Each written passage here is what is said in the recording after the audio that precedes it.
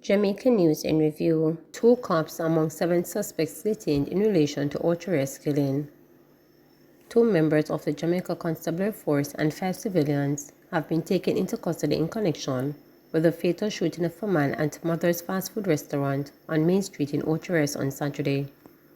Reporters were informed by a senior detective that the police constables and the civilians were picked up on Saturday as part of a major search for the suspect involved in the murder of 30-year-old Kajay Sims of Bart Street, Gale St. Mary. Mr. Sims was gunned down inside the popular fast food restaurant during a brawl with a group of men.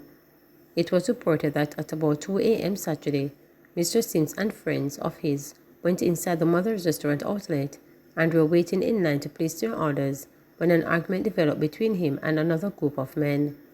The altercation got physical, arising from which one of the men ran outside to a vehicle and returned with a firearm. He shot Mr. Sims. The bullet entered his chest. The gunman and his friends escaped in a white Toyota Axia motor car. The wounded man was transported to hospital where he died while undergoing treatment. Eyewitnesses reportedly captured the registration plate of the vehicle, and this assisted the cops in identifying the suspects.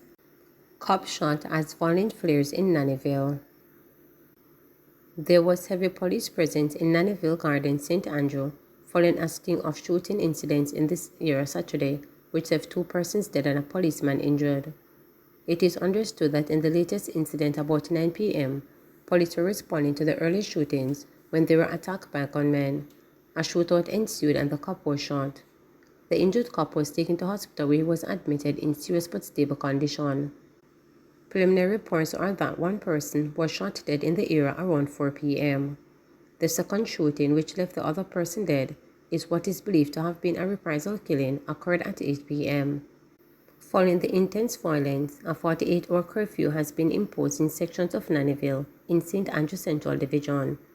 The curfew began at 8 a.m. on Sunday, January 28, and will remain in effect until 8 a.m. Tuesday, January 30.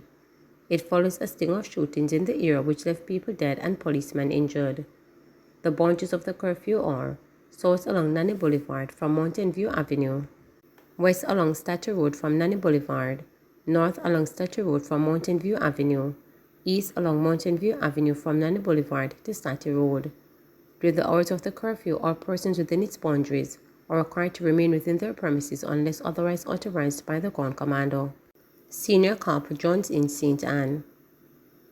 Deputy Superintendent of Police Delroy Johnson, who is attached to the Counter-Terrorism and Organized Crime Investigations Branch CTOC, yesterday afternoon drowned at a river in St. Anne.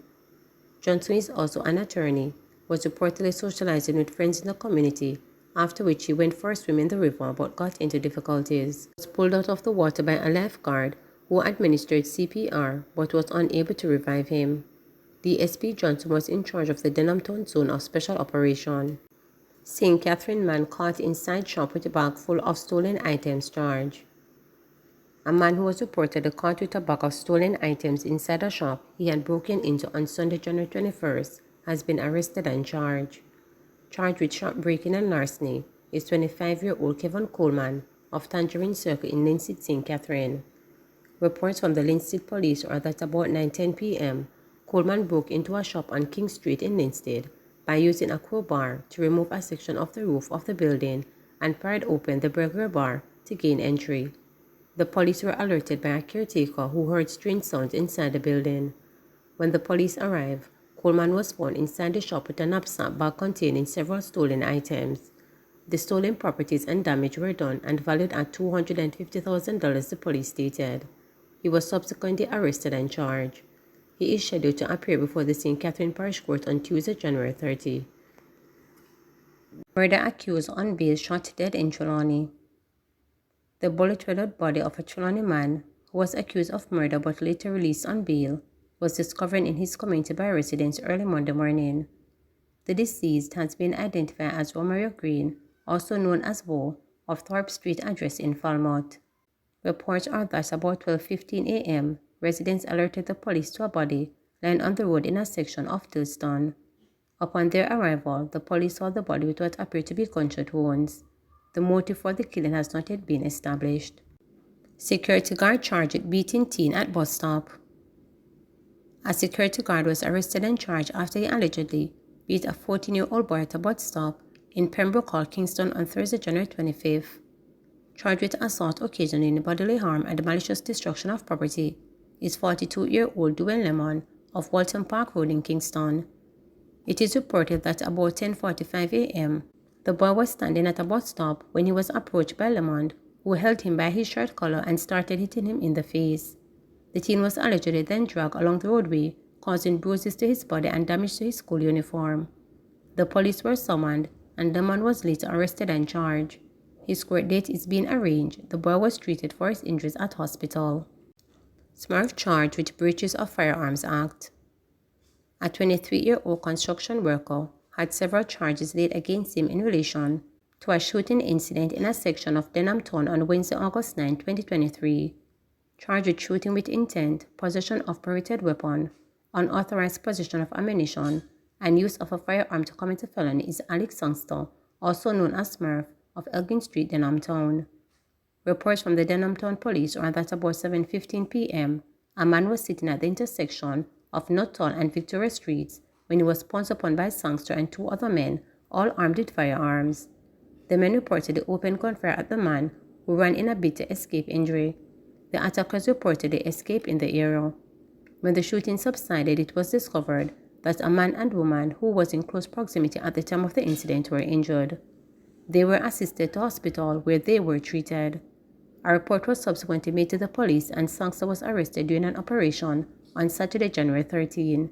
His court date is being arranged. Elderly woman raped in Westmoreland. A 91-year-old woman was allegedly raped in her community of Darlington, Westmoreland on Saturday night. Detective Superintendent of Police Dean Watson confirmed the incident to reporters Sunday afternoon. "We are currently investigating the matter, and we are also in the process of identifying the suspect," DSP Watson stated. Reporters understand that the elderly woman is currently admitted in hospital following the ordeal. Police name person of interest in Maypen shooting that killed 9-year-old. Police in Clarendon say they have identified a person of interest in shooting at a shop in Maypen which left a 9-year-old boy dead. The person of interest, who is being asked to turn himself into the police, has been identified as 25-year-old Brian Williams of a Windsor Avenue address in the parish. Friday's gun attack claimed the life of Shamar Walker, a student of railway in Maypen.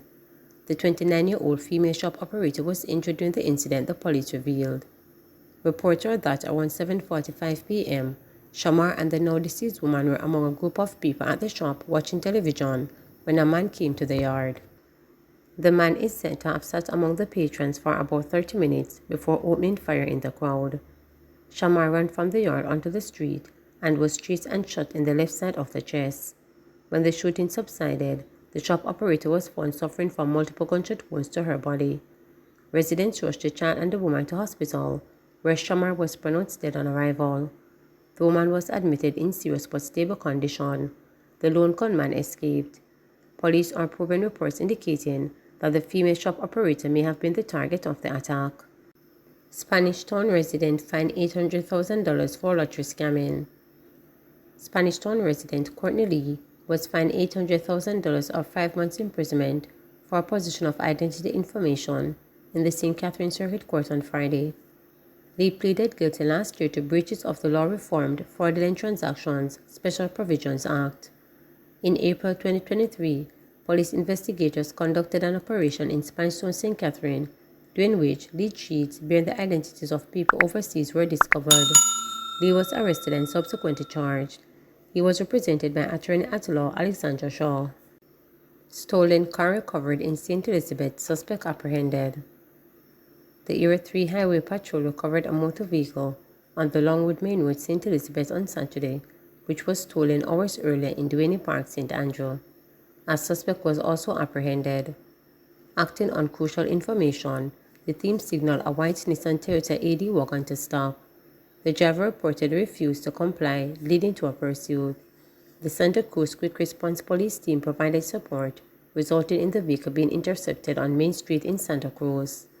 The driver reportedly attempted to escape on foot, seeking refuge in a nearby store. However, he was apprehended. He has since been charged with dangerous and reckless driving and is currently under investigation in connection with larceny of the motor vehicle. The police say his identity is being withheld at this time.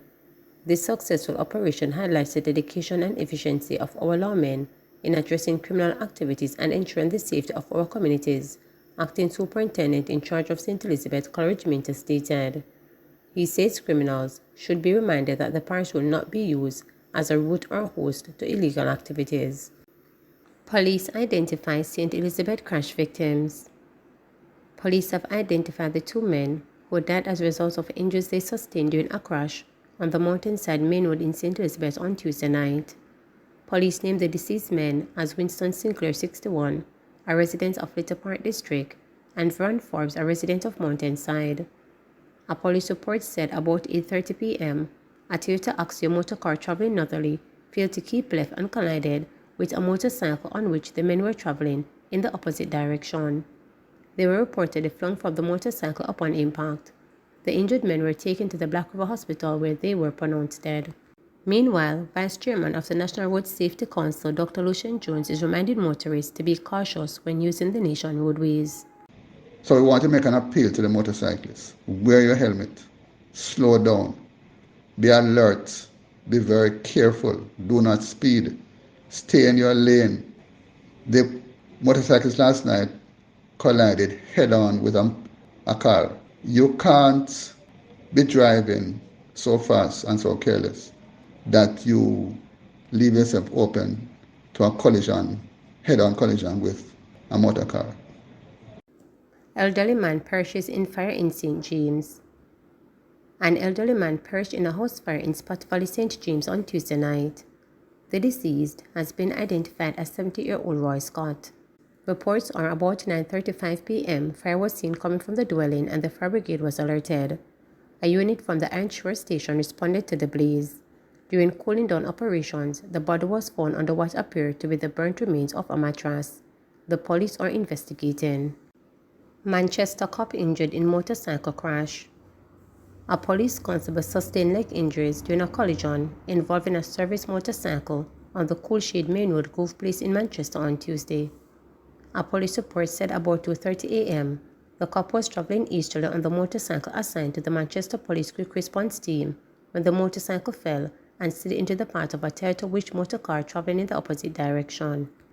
The constable received injuries to his left leg and was taken to hospital for treatment. Two taxi operators fined $100,000 each for using fraudulent TA badges. Two taxi operators were fined $100,000 each for operating with fraudulent Transport Authority badges when they appeared in court recently. The Transport Authority says the men were arrested last December during a special operation conducted to curtail illegal practices in the industry. The men were fined for knowingly being in possession of and authoring false documents when they appeared in the Westmoreland Parish Court. In issuing the verdict, the presiding judge warned the men not to return before the court for any such offense, while noting that they could pay a fine or up to $1 million or face 2 years imprisonment. Reacting to the verdict, Managing Director of the Transport Authority, Ralston Simmet, said the swift and decisive judgment is a warning to persons who consider defrauding the authority by contravening the badges procedure and putting at the public risk. He warned public passenger vehicle operators to discontinue the use of any fraudulent badges in their possession, while urging the public to report suspicious activities of drivers and conductors. The road traffic regulations stipulate that the wearing of driver and conductor badges is a prerequisite for operating public passenger vehicles. CPFSA relocates girl seen on video being beaten with a piece of bamboo by her father. The Child Protection and Family Services Agency, CPFSA, says it has intervened following a disturbing incident in which an 11-year-old girl was seen on a video being beaten with a piece of bamboo by her father. The agency says the incident occurred on Sunday, January 21 in St. Mary. The video of the incident has gone viral on social media. CEO of the agency, Loretta Adams Thomas, says the child was medically examined and placed in the care of other relatives. She has decried all forms of child abuse. The child has since been relocated into the care of a family member, and she will also receive counseling through the CPFSA and the Victim Services Division. Our investigations into this matter are ongoing, and we stand prepared to offer her any other forms of psychosocial interventions that may become necessary. The CPFSA and the Ministry of Education and Youth continue to call for an end to all forms of child abuse. We encourage adults to look into positive and alternate ways of disciplining their children. Violence against children leaves psychological scars that can affect their development as well as their ability to become productive members of society in the future. CPFSA providing support for a 14-year-old seen in viral video being beaten by security guard. The Child Protection and Family Services Agency CPFSA says it has been made aware of an incident in which a 42-year-old security guard attacked and beat a 14-year-old student at a bus stop in St. Andrew. The agency says that they are reaching out to the teen to ensure his well-being and offers the necessary interventions that he and his family may need. The incident happened on Thursday, January 25th, and the man has since been charged with assault occasioning bodily harm and malicious destruction of property. According to the CEO of the CPFSA, Loretta Adams Thomas, we have been made aware of the troubling incident, and we're in the process of reaching out to the boy and his family to ascertain the level of psychosocial, psychological, and any other forms of intervention that he will need. We'll do everything in our powers to help him heal from this ordeal. She continued, the CPFSA and our parent ministry, the Ministry of Education and Youth, continue to stand to condemn all forms of child abuse. We are reminding adults that you need to be the voice of reason when you are dealing with children, especially during times of conflict. Children live what they learn, so it is important that we find alternative and more positive ways of approaching them. We cannot meet them with violence and expect them to grow into adults that can peacefully resolve conflicts. Adams Thomas further sought to remind and encourage persons to report any and all forms of child abuse using 24-hour child abuse reporting hotline at 211.